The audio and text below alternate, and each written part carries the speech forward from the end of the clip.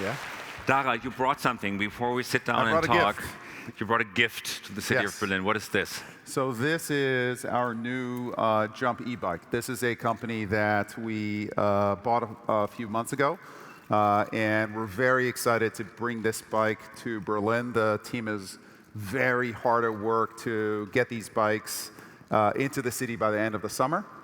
And what is really cool about these bikes is that they are electric-assisted bikes. So when you get onto these bikes and you pedal, you feel like Superman. It's amazing how fast you go, et cetera, and how effortless it is. And the interesting thing about e-bikes is that because it's so easy to go on these bikes, the distances that our consumers actually use these bikes in the US, the average distance is over 4 kilometers. And when you get to distances like that, actually 30 to 40% of our Uber trips in a city are under 4 kilometers. So this is actually potentially replacement for Uber trips so that we can be bigger than just cars. We can be about mobility within a city, and we can actually help resolve the traffic issues that I think every city is facing. And has a reach of 40 kilometers roughly, right? Roughly, yes. Yeah. On a full charge, obviously, most of the trips are shorter than that. There's a lock in the back too, so that these bikes aren't going to be kind of in the middle of the sidewalk. They actually attach to bike racks, et cetera.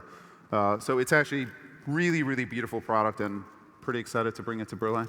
Well, good luck with that. Let's have a seat. So why don't you sit over there? Dara, you brought another piece of news as well, talking about electric. You're going to move into electric cars in Berlin as well. Yes. Tell us a bit about that. Yeah, we're launching again this year Uber Green in Berlin as well. So these are all electric cars that we're launching. It will be a separate choice for you to use on the Uber app. It'll be the kind of cheapest option possible, similar to X, et cetera. And again, this is part of our looking to work with cities on mobility, but also make sure that we are promoting electrification. If you look, for example, in London, the business that we have in London, by 2025, we have committed to go to an all-electric fleet in London by 2025. There's a subsidy, essentially, that we add on top of our fares that goes into a fund. That fund allows our driver partners to buy electric cars. And these are big commitments that we're making, but with Berlin, we thought that a great first step, thank you, would be to go out and introduce Uber Green, so that for consumers who want to support green, we know that Germany, these are really important issues for Germany, the environment, et cetera. We wanted to be actually out in the lead and to help solve some of these issues. Dara, these are news, and I think they're good news for Uber and for the city. You have come into Uber last September, and it's almost a year since Travis left Uber. It was in June last year. And all the papers, all the websites were full with bad news. So you entered a company, you come from Expedia, actually, and you joined a company that was under heavy public scrutiny, a lot of bad news. Why did you do this? I figured it could only go up from here. Right. But seriously, whenever I talk with young people who are thinking about their careers, I always tell them to solve for 3 things. Number 1 is work with people whom you respect, work with people whom you can learn from. The second is go to a place where you as an individual can make a difference at an organization, whether it's a company or a nonprofit, et cetera. Go to a place where you feel like you can make a difference. And the third is go to a place that's making a difference in the world. And when I look at number 2 and number 3 as it related to Uber, I was in a great position in my career. I'd worked at Expedia for 13 years. I loved my job. I really had a terrific team. There just aren't that many opportunities for an executive like myself or any executive to go to a company where you can affect change. And there were lots of challenges, and there remain lots of challenges at Uber. But also, this is an incredibly important company that I believe is going to play a huge part in defining mobility in cities around the world, Hopefully we can play a part in Germany, which is why I'm here, and we're really making an investment here. But these aren't chances that you should pass up. Okay, good point. But still, I mean, among all the companies in the world, this was probably one of the hardest picks. Let me give you one example. I recently traveled to Rome, and I saw little posters all over Rome saying, Uber is illegal in Italy. Customers using Uber will pay a fine of 6,000 euros. I don't know if it's genuine. Maybe it was a fake, but even if it was a fake by the taxi industry, this is kind of some emotional energy that Uber steered up for people taking the pains and trouble of posting this kind of message around the city. It didn't happen to Expedia. It didn't say you're paying a fine of 6,000 euros for Expedia. When you got here just earlier, we came in together. There was a picket line of taxi drivers protesting against Uber. So pretty tough pick. You like challenges. I love challenges. But I think that it goes to this company being important. Listen, the changes, what's different about Uber from many other technology companies is that we don't just live in the digital.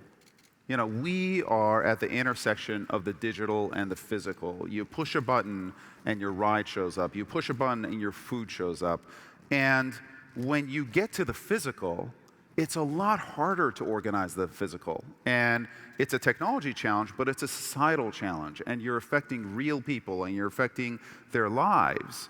And when you're changing traditions, when you're changing how people move in a city, there are constituencies that you may anger, but we have a deeply, deeply held passion that we want to democratize mobility.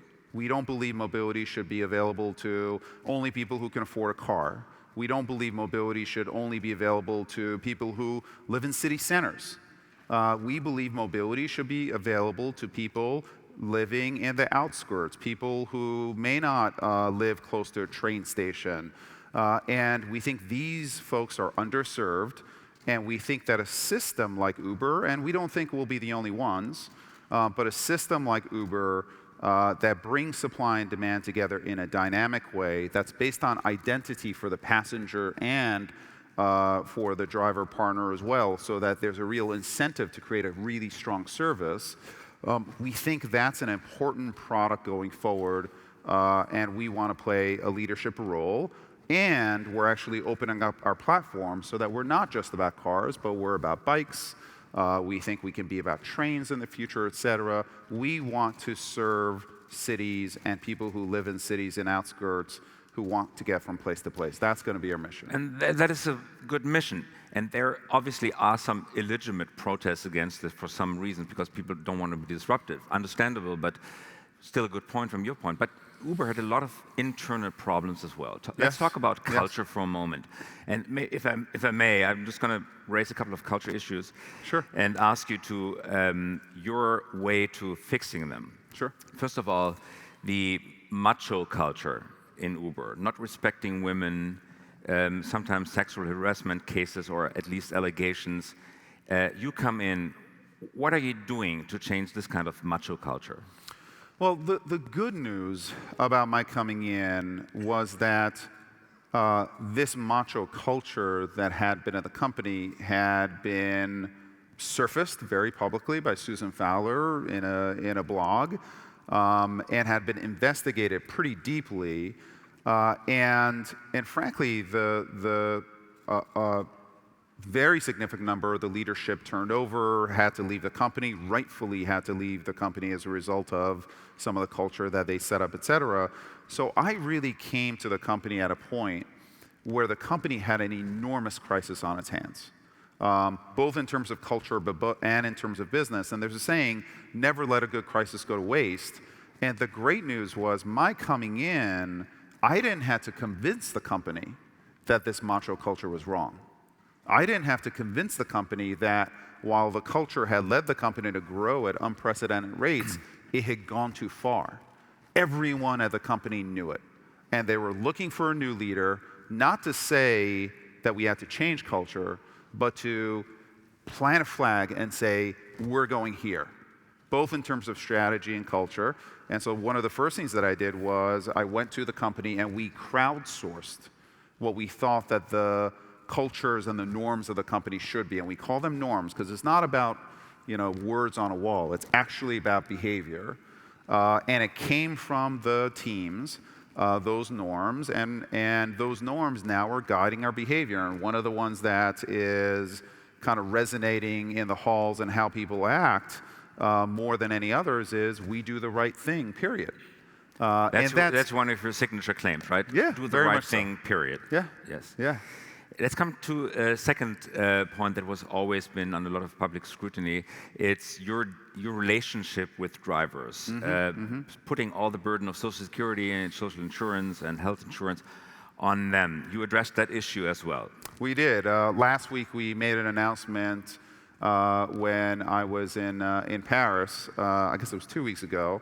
That we partnered up with Axel, which is a very, very large insurance company, to offer our driver partners for free, and every single one of our driver partners in the EU, insurance coverage so that if they have an accident, if they get sick, maternity leave, paternity leave, so that they have the same kinds of protections that you associate with full-time work. And I think for us, as we think about our company, we are a mobility platform, but we're also a platform for opportunity. There are 3 million driver partners who use our platform either for full-time work sometimes or part-time work. It's really up to them. They can be their own bosses. But there's this idea in societies, which is if you're a full-time worker, you get benefits, you have social protections, et cetera. But if you're a part-time worker, for some reason, you're like a second-class citizen. You don't get benefits, et cetera. You're not covered. And we think that the future work isn't about companies. Work used to be you go to a company and you would have your whole career there. We think the future work is about the work itself. And it's not just drivers, et cetera, but we think higher and higher skilled workers are, over a period of time, going to elect to be their own bosses. And we want to try to define what that looks like. And I think this is the start of the definition, which is we believe that social protections should come with part-time work. And to some extent, we think a model could be a model where it's shared by the various areas and the companies or enterprises that you work for. Okay, this is your second time in Germany since you took office, which was in September. So quite a lot of visits here, 2 visits in such a short time. I like the country. It's very nice. You like the country. It's important because you did sell off Southeast Asia. You did sell off Russia. So you're kind of concentrating yourself on the Americas and on Europe. Germany and Latin America and Africa. Yes. So there are a number of markets we're going after. And Germany being the largest market in the European Union, it is important for you. It's hugely important. And this is... I want this to signal a commitment, a deep commitment for Uber in Germany. We know that these things don't happen overnight. I have a deep respect for Germany as an economy, but also Germany has played an incredible leadership role in mobility, in car manufacturing, et cetera.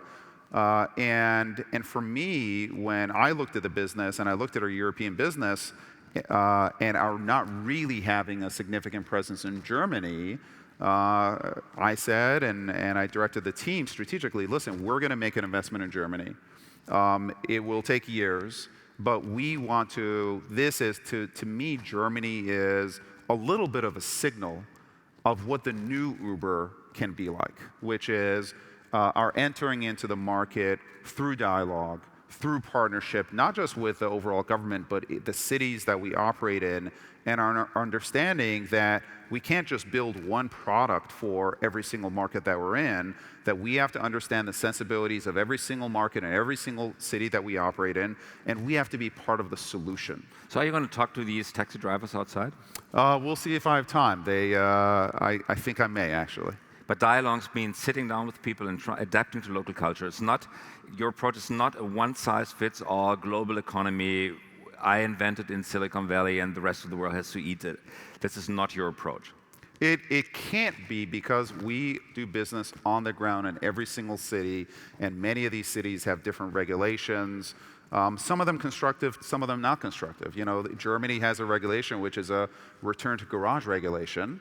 for private drivers, which maybe made sense 20 years ago, but now is a total waste of fuel, creates traffic on the road with a driver without a passenger. For everybody not familiar with this regulation, I learned about it a couple of weeks ago. It's really amazing. Taxis have to return to the garage. There's a provision in German law saying that taxis need to go back.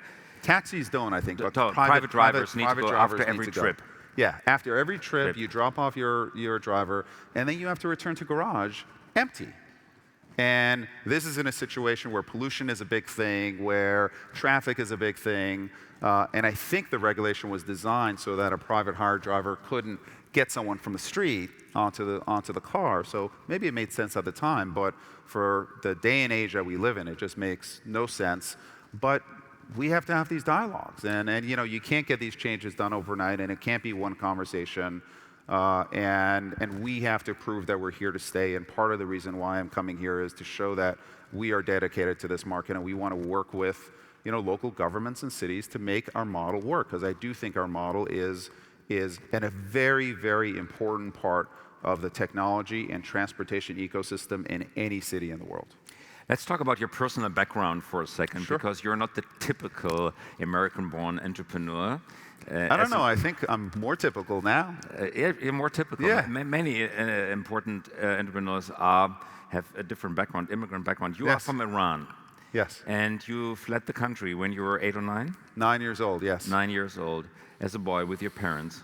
Yes. My family was a wealthy family in Iran. We had a family business in manufacturing, and with the Islamic Revolution, we left. At the time, we didn't think that things would change as suddenly as they changed. We kind of left the country to allow things to calm down, and things never calmed down. So we went to the US to stay with my uncle. My family lost everything. So you were penniless immigrant. I wouldn't say penniless, but compared to where we were in Iran, we really lost everything. We went from living in a mansion to a 3-bedroom condo. Listen, we lived a middle-class existence in the US, and I was lucky enough where the US at that time was a place that welcomed immigrants. And while there was an adjustment for us to go into the States, we spoke English. We adjusted to the country, and my family's my parents made an investment in my and my 2 brothers' education, and we got to go to private school, and we had a great education, and we've rebuilt our life in the US. But I just feel incredibly lucky. I think that a lot of Americans don't appreciate how special America is. They don't appreciate this thing called the American dream, where if you have respect for rule of law, if you get an education, if you work hard, you can create a life. And my family's been incredibly lucky to have been able to create a life in the US, and that's one of my personal goals, is to speak out and to hopefully continue that in a world that is being more and more reactionary to immigration and the issues that it brings out. So what's your personal view on this, your administration, Trump's administration's view on immigration and on canceling the Iran nuclear deal?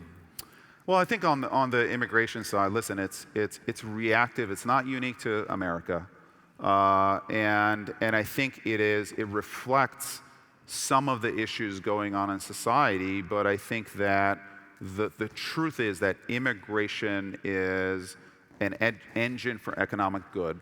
Half of the CEOs of the S&P 500 companies in the U.S. are run by immigrants or sons and daughters of immigrants. So it is a force for good. It's a reaction at a point in time, and I think leaders like myself have to speak out and hopefully get us to a better place. I think as far as the Iran nuclear deal goes, I think what Americans don't really appreciate, I think Europeans do actually, is that the Iranian culture predates Islam. It's much deeper than the religion. And we're in an unfortunate circumstance with the Islamic Republic being in charge. I think Iranians are labeled with some of these extremist views. when in fact the Iranian culture is incredibly strong. Iranians are very well educated. Women in Iran are smart. They work. They hold a very important part in their culture, and education is very much valued across the board. So I think that the potential for Iran is enormous, and we're just in a very unfortunate spot now. I think that right now what's going on, again, between the US and Iran is not constructive, but I think in the end, the Iranian culture and the education system will win out. When that'll happen, I don't know. Has President Trump ever called you and asked for your opinion as an immigrant and entrepreneur? He is not one of the persons that, I'm not one of the persons that he calls, and I don't think I will be anytime soon. Maybe you should go on Fox News and then he watches you. That's a great idea. Yes. Dara, give us, because our time is running out, give us a view on what Uber should be, could be, and will be over the next, let's say, 5 years. You're quoted as saying that Uber could be the Amazon of transportation. What is meant by that? Yeah, I think what I mean by that is that for us, cars are to us, I think, what books were to Amazon. We are in the mobility and transportation space, and we want to be the platform that you come to if you live in a city or outskirts of the city, and any way that you want to get from point A to B, we want Uber to serve you. We may tell you to walk, but we want Uber to be there. If you want to get a car, hopefully if you pool, we'll go into high-capacity vehicles. We want to work with public transport. We want to be offering bikes. Any way for you to get from one point to the other point in the place that you live in, we want Uber to serve you. Essentially, we want to be the Amazon of mobility and transportation in the cities that you live in. We think it's an incredibly exciting vision. We can't do it alone. We are going to be offering third-party products.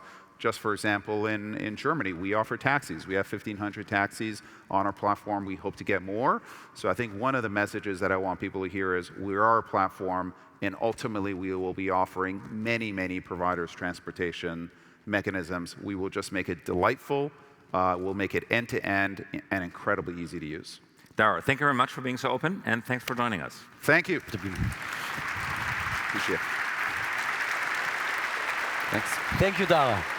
Thank you.